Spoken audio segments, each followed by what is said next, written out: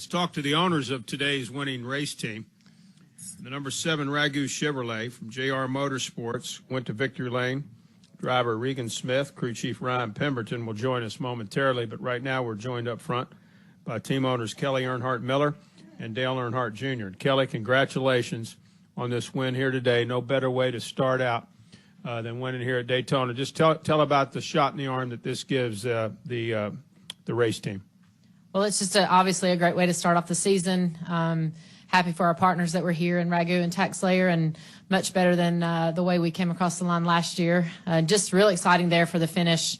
Was holding my breath the whole time for sure. So it'll give our team a whole lot of momentum for the season, and we're just one team with one dream, and that's to win the championship. So it's a great start for it. Congratulations, and Dale, congratulations as well. Team owner, you also obviously raced in today's race. Just talk about what all this means for JR Motorsports. Yeah, you know, how things worked out last year was kind of tough for Regan and the team, and to be able to come down here and get the wins, great for them. Great for Ragu, who's been a partner of ours for a long time. And, you know, for our company, we've sort of weathered the storm, and in the last, 16, 18 months, things have really been on an uptick for us. And as far as our alignment with Hendrick and our partners staying on board, and just everything seems to be going in a great direction. And I think that Regan understood a lot about last year. And this is, a great way for him to start the season and give him a lot of confidence after the off-season changes we made with crew chiefs and whatnot to try to race for that championship. And I think they got a great opportunity at it. Take some questions now for either Kelley or Dale. If you have one, raise your hand. Questions for either Kelley or Dale. Right here, Kenny, and then we'll go to Tom. Kenny Bruce with NASCAR.com. Dale, can you talk about the end of the race there and the crash at the end and what all transpired? Yeah, we were coming to the finish line, and the 42 was shoving me pretty good, and I really didn't have anywhere to go. And I got down on the apron, and I was trying not to come back up on the racetrack and get quarter paneled and have a big wreck there. And we were slowing down, and I was looking all around trying to figure out where everybody was at and running the back of him, and wrecked him in the 87 and the 39. So totally my fault, and just really wasn't paying attention. And I hate it for Joe and those guys, because they don't need to be tearing up race cars. We'll head to Tom. Hi, guys. Tom Jensen, FoxSports.com. You touched on this a little bit, but at this level, how important is winning to the survival and the prosperity of the business? I mean, it's just definitely key to put it together. Really with our partners, they want to see us in victory lane. They want to see us winning on the track and off the track. And we do a bang-up job off the track with our group. And so putting it together and being across the finish line, number one, really just adds to that. And, at the end of the day, this is a performance-based business. And so being up front and being up there for the wins is what we really need to do. Thank you. Come over here to Mike to the far right. Mike Neff from FrontStretch.com. Question for either or both of you.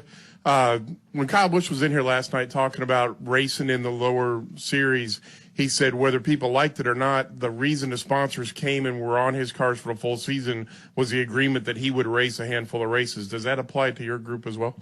It definitely does, and we've talked about this for probably the last 30 days. At the owners' meeting, NASCAR suggested that they might be looking at some different things for next year for this series, and I'm lobbying real hard because obviously Dale runs a few races for us, and we leverage those relationships so that we can have multi-race partnerships for our other cars. This year we're going to be doing that with Kevin Harvick as well, and he's brought a lot of partners on board. So it's important to be able to have the Cup guys, in our series. And I think, the young guys that are in the series, like to be able to race against, talent like Dale and Kevin and those guys. So we'll just have to find the balance for what makes it work. But it's definitely part of our program and part of the leverage that we use from a sponsorship standpoint.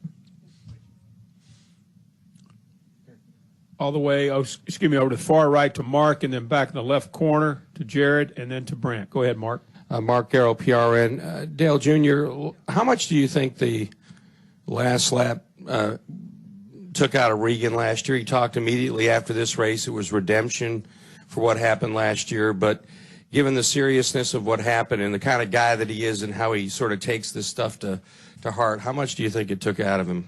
I think it hurt him deeply that the fans were involved in the accident, and that I think that he personally and privately bears some responsibility for his involvement in the crash, and just being in the crash, and to have someone in the grandstands get hurt had to affect him tremendously. So, he's had, that was definitely probably one of the toughest things he went through personally as a driver. But he's a good guy with a good heart, and I think he has good talent.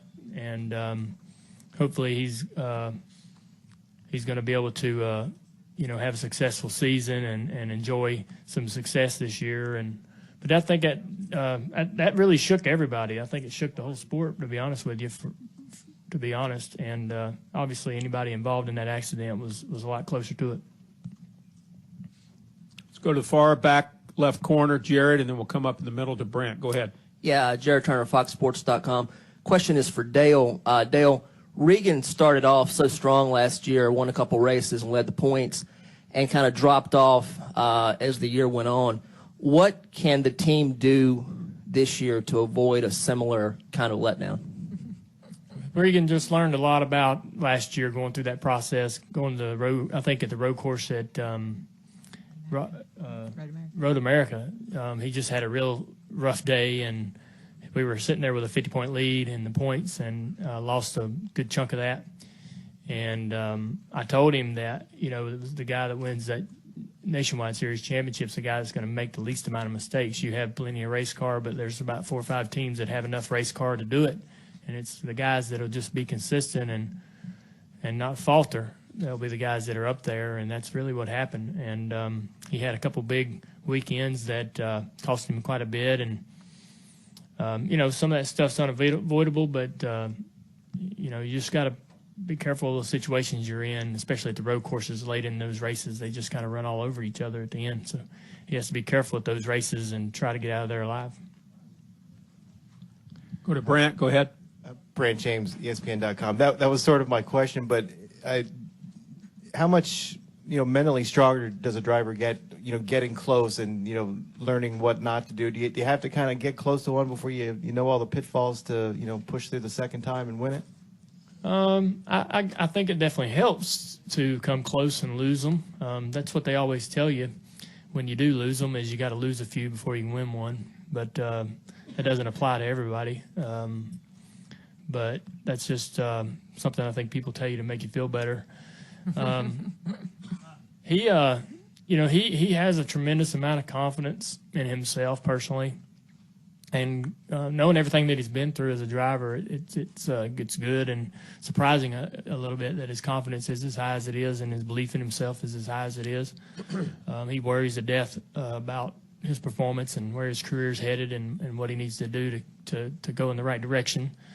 And I'm thankful we're able to give him the opportunity to succeed and win races like today, to give him that chance to right his ship and do whatever he thinks he needs to do. So I feel great about what he's been able to accomplish in the last 20 months with us, and hopefully, we can win some more races this year. He's definitely a guy that deserves it, but he's very confident in himself and very hard on himself at the same time. But he's definitely, I think, this process of having some success and actually winning some races and going out there and running up front is doing a lot for him.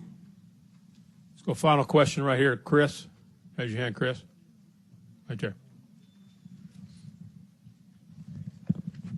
Chris Knight, catchfence.com. Dale and Kelly, can you guys talk about Chase Elliott? He had a pretty productive day, top 15 finish, real clean. Rookie first nationwide race with you guys. Can you talk a little bit about that?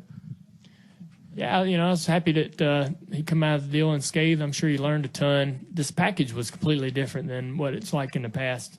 We really couldn't pass. The race was really amongst the guys in the top 5 positions, and you had to kind of be very patient. And in the pack, if you were in 10th or so, you had to be extremely patient for your opportunity to make a move, and they just weren't presenting themselves lap after lap like we were used to in the past.